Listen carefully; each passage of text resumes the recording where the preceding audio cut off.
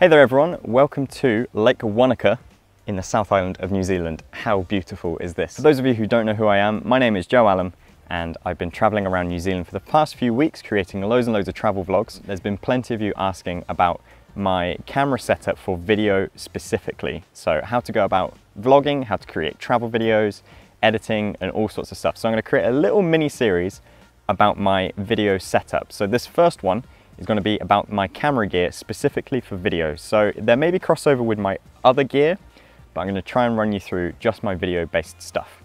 I've also got future videos planned for how I color grade, how I edit videos, and how I manage my import process. So if you guys are interested in those, leave a comment down below and leave some suggestions of other videos as well. So without further ado, let's go through my camera gear specific for video. So as I said, I've been traveling around New Zealand for the past few weeks, but this trip is actually part of a greater 5 months or so of solid travel. So everything I have with me here is what I'm going to be taking as my mobile office studio, I guess, for the next few months. So this is legitimately what I'm traveling with, and some of the stuff here I'm not necessarily using in New Zealand, but I've got planned for trips in Japan and Thailand coming up. You guys should all know about this bag. I've made a review of it separately and I've included it in other videos. This is the Lowepro ProTactic 450 and this is what houses most of my on-the-road gear. If I go out for a walk and stuff, this is where my camera equipment lives. But on specific occasions where I need to be in wet conditions, say if I'm kayaking or something like that, I've also got this bag. This is the Lowepro Dry Zone 20 litre. And this is like a specific dry camera bag so that you can house all your equipment in there, keep it nice and protected, and most importantly, waterproof. And then this little bag here, this is the DJI Maverick Pro. This is on loan to me for whilst I'm in New Zealand, and I'm loving it, creating loads of content. It's my first time using a drone and creating loads of stuff. So let's see what camera equipment I'm using. So first and foremost, the main video camera that I'm using for creating travel vlogs and for some of my cinematic stuff is the Sony A7R II. Now I recently switched over to using this 100% for my vlogs, and I've been kind of experimenting with my setup and stuff. If you've seen some recent travel vlogs from me, you'll know that the quality shifted to this, but previously it's just been what I've been using for cinematic sequences. So this is the Sony A7R II. I bought this before the Sony A7S II came out. If I was to buy it now for video use, I would definitely go for the S. At the time I bought it, I was thinking of it being crossover for photography and video. As it turns out, I love it for video, hate it for photos, unfortunately. This is by far one of the best cameras I've ever used for creating video. It's just so portable. It creates a beautiful picture. It's such a nice, clear image. There's very, very little compression. The S-Log is a breeze to grade with. I just love the quality of video that comes out of this camera. Now you'll notice on top, I've got the Rode VideoMic Pro, and I've just got this dead cat filter on here, so that protects it in the wind so that we're not getting any rustling noises as the wind blasts through the microphone. It's seen better days. It's a little bit rattly at the moment. I have to keep tightening it up. So I'm really looking forward to that new VideoMic Pro that's coming out this year. That's just connected in through the microphone input here. And then you'll notice I've got this little grip here. This is the Manfrotto Pixie, and I use this as a little bit of a handle so that when I'm vlogging, I can hold the camera out nice and steady and I'm not going to get any cramp in my wrist or anything like that. But it also doubles up as a little tripod if I want to set it down on the surface. It's great to just do those types of videos. So the main lens that I'm using on here is the Sony Zeiss 35mm f2.8. Now this is okay for vlogging. I'd like something a little bit wider. Yeah, I'm fairly new to using this for vlogging, but for the cinematic stuff, I actually love that 35mm focal length. It's not too wide. I like things to be kind of tighter in shot and stuff. So when I'm filming outwards to things, 35mm is great for me. A few complaints I have about this. I'd love it if it had an AF to manual focus switch on here. The focus ring itself in manual focus has a really large travel time.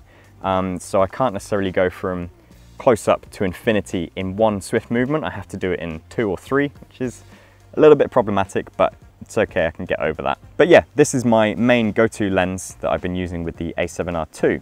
So previous to using the A7R for the vlogging narrative shots, I used to use the Canon G7X. Now I keep this in a little pouch and I would keep this on my hip so it was always ready to go. This has been such a great camera for me. I've had it for over 2 years now. It's slowly starting to fall apart. So bits of the lens element aren't opening properly. The autofocus has gone really slow and it's not as sharp as it used to be, but I still got a great picture out of it. And one of the best things about this is the image stabilization in the lens. It's been great for vlogging. I love having that flip out screen. Unfortunately, I don't have it on the A7R. However, I do want to just up the quality of the actual picture itself, which is why I'm slowly retiring this and going to a larger camera, finally. Probably should have done it a while ago, but just never really felt confident in it. I'm still looking for that ultimate vlogging camera with the flip out screen, the great quality and everything like that, but not quite there yet. My second go-to lens with the A7R is the Canon 16-35 f4. Now, in order to use the Canon lens on the Sony, I have to use the Metabones adapter. Now, this is the Mark IV, and this carries all of your data from your lens through to the camera, so you can control your aperture, you can use autofocus for photos and things like that.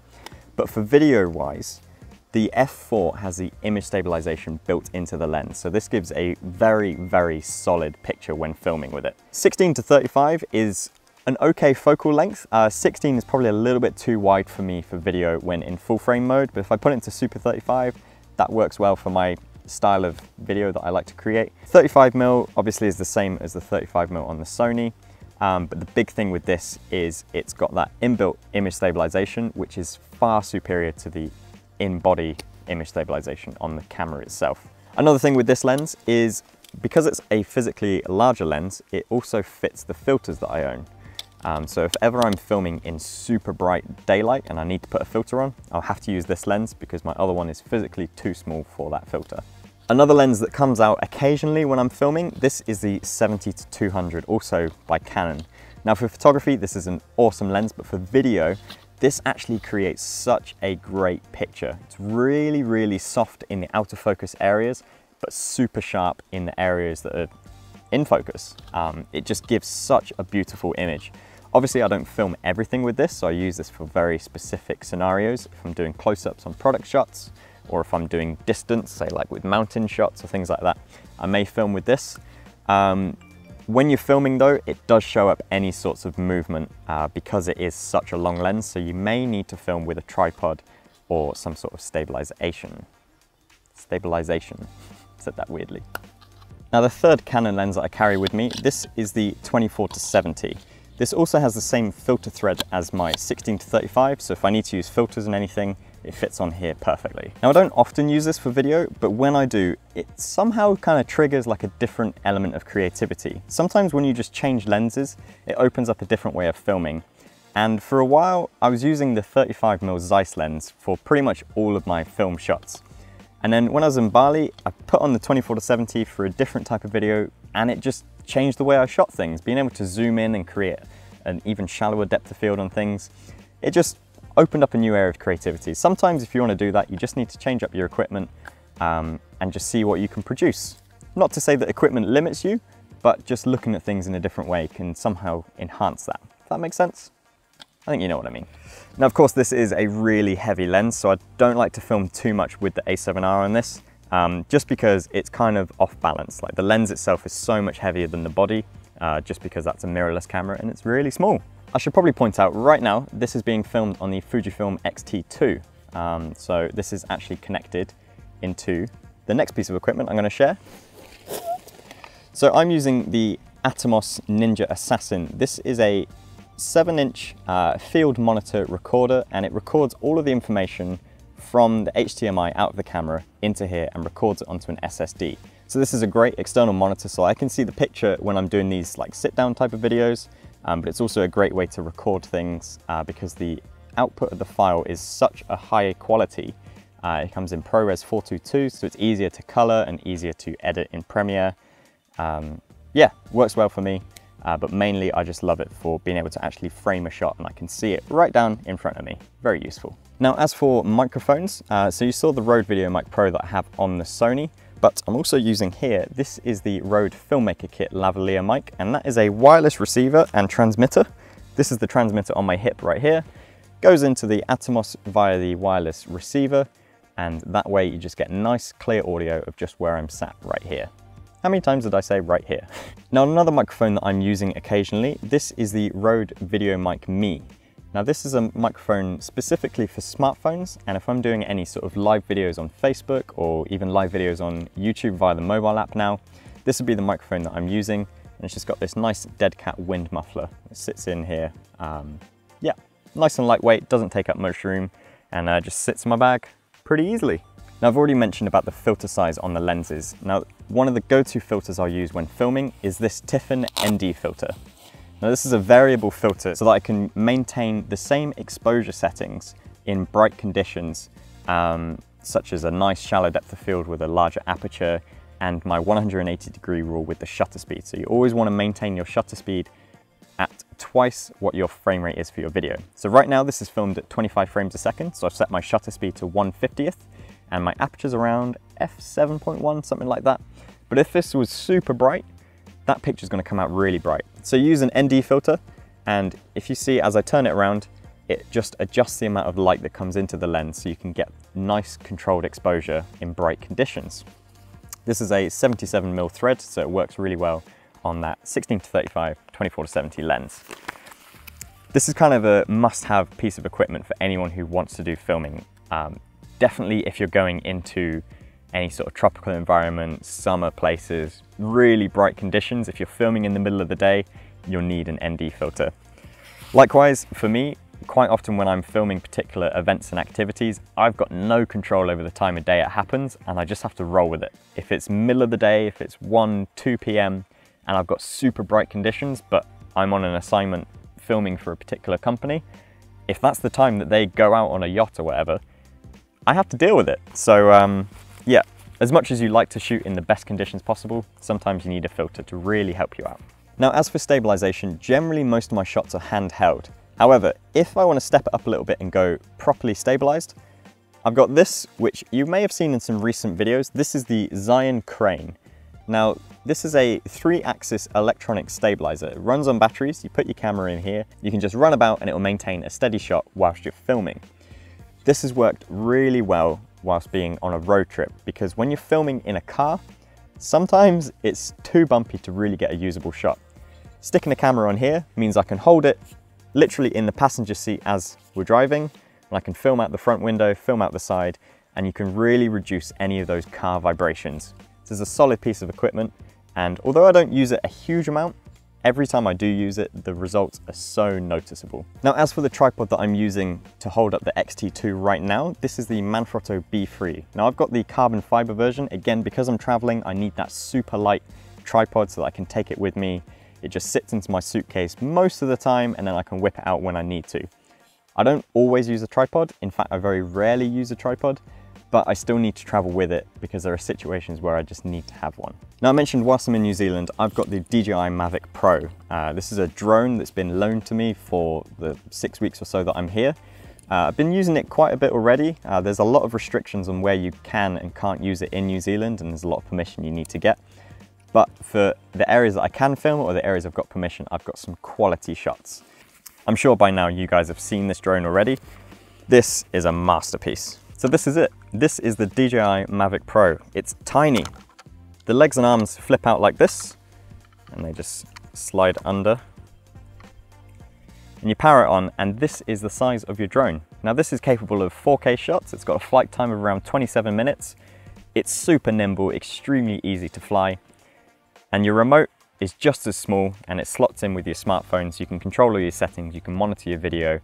And so far, I've had some great shots from it, and this is the first time I've ever flown a drone. So imagine what you can do after you've been flying it for, say, 6 months or so. Or if you're a seasoned drone flyer already, I'm sure you've already used one of these, or you're looking to get your hands on one. This is a phenomenal piece of equipment. I'm pretty sure I'm gonna want one as soon as I have to give this one back.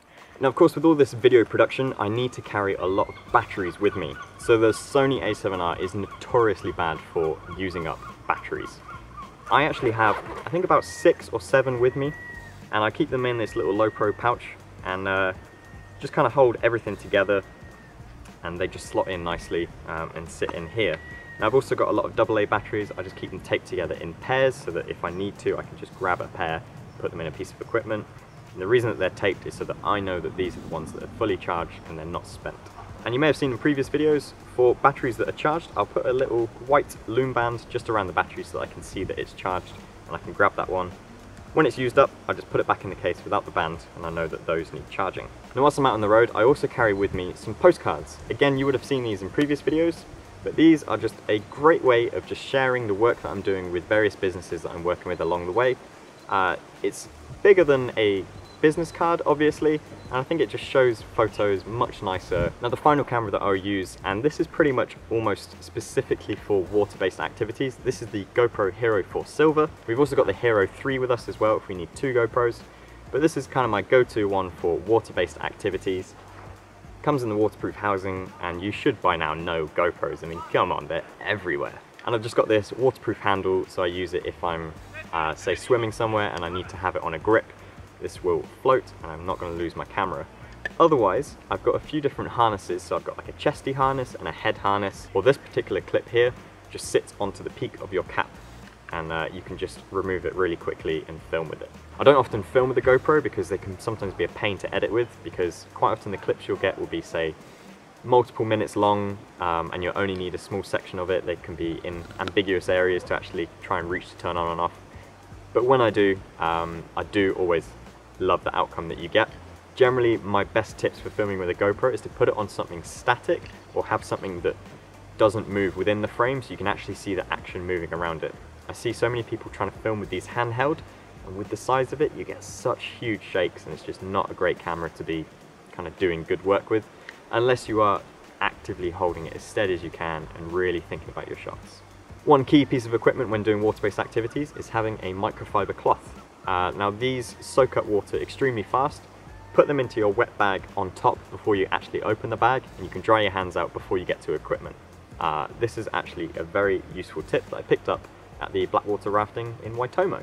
Another little addition into my bag are these Think Tank red whips. I bought these recently and they've been really useful for just kind of holding things down. They're little elasticated bands, and if I need to strap a camera to something, a GoPro to something for example, or just need to add something to the outside of my bag, these little red whips have become very useful.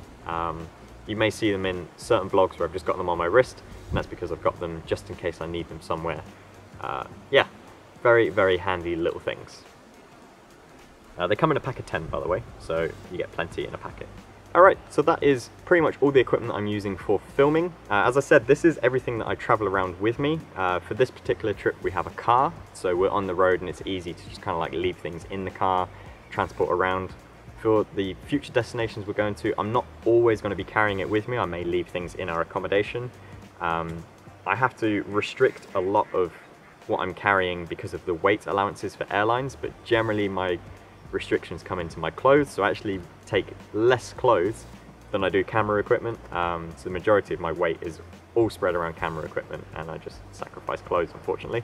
So that's probably why you see me wearing a lot of the same clothes in these videos. I do wash them, I head to laundry, don't worry about that, but it's because I literally have very few clothes and mostly camera equipment.